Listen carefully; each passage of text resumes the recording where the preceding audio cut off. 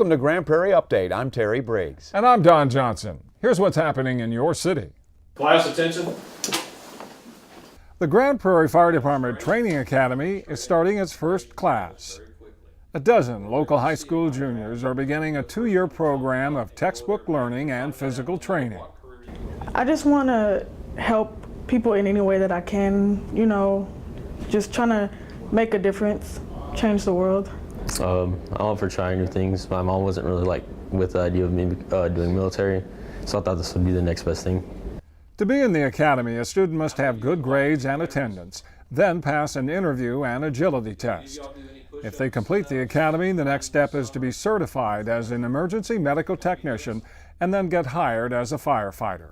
We understand not everybody will be able to go to college, so we wanted to provide a vocational opportunity as a firefighter EMT for our high school students, so when they graduate high school, they will be job ready for any fire department across the state. And if they decide firefighting isn't for them, the students still come away with college credits and some valuable life skills. Because you're going to learn how to take care of people. You're going to learn some skills that will be with you forever. So remember that. You're learning life skills here that you'll take with you forever to help you every day of your life from this day forward. Officials say the academy could also become a valuable resource for adding diversity to the fire department. And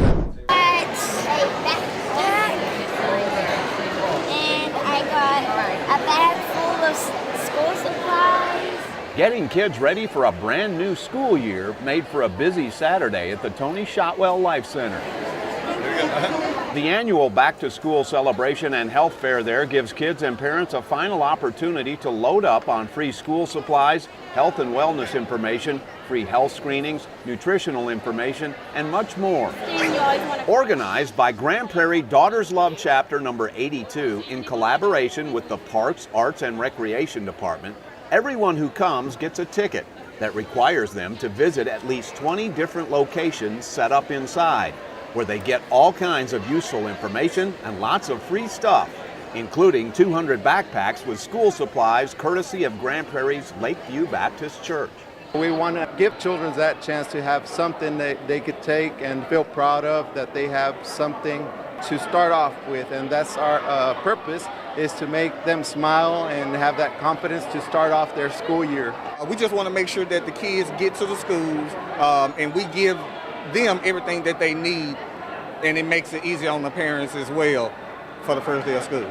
The GPISD school year begins Monday morning, August 22nd, which also means that all of the city's school zones will be in operation as well. The dirt is really flying in Grand Prairie, where economic development is at an all-time high.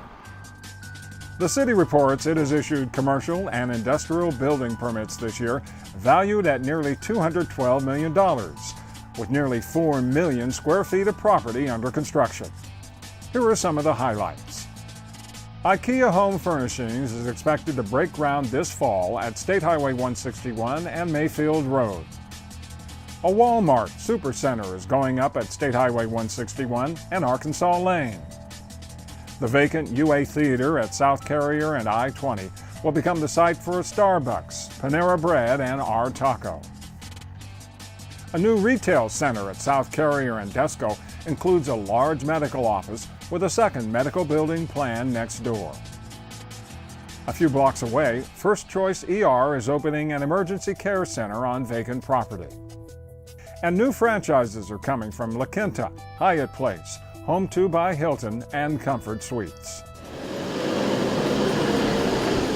The industrial sector is thriving too, with warehouse and manufacturing space being added across the city.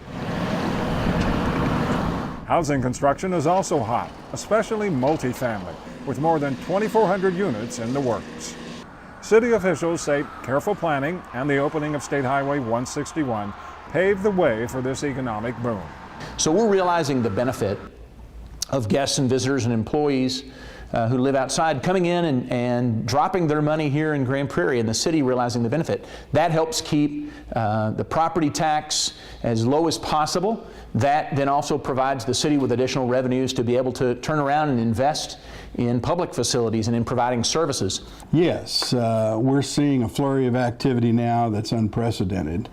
but not totally unexpected, because we have worked for years to put the infrastructure in place that would let this development happen. You can stay up to date on business and residential projects by going to the city's website at gptx.org. It's mosquito season, and that means the threat of Zika, chikungunya, and West Nile virus. The city of Grand Prairie is attacking the mosquito threat with a strategy called Fight the Bite. Here's how it works. Mosquitoes breed in standing water, so places that collect water are constantly monitored and treated with larvicide as needed. Abandoned pools are also checked and, if necessary, treated to kill larvae. Each week, 2 types of mosquito traps are set out across the city. One is for the mosquito that spreads Zika and CHIKV, the other for the biter that carries West Nile. The next day, the traps are emptied and the specimens are sent to a local lab to be tested for disease. Within 48 hours, the city is notified about positive samples, informs the public, and takes action. If Zika or CHIKV is found in a sample or there is a confirmed human case, a thermal insecticide fogger and a ground sprayer will be used to treat the property where the trap was set or the victim lives. The infection site and nearby properties will also be inspected for breeding sources that will be treated with insecticide. A truck-mounted sprayer will then apply insecticide to the surrounding neighborhood. We need to look closely at possible breeding sites because these mosquitoes aren't flying from a mile away.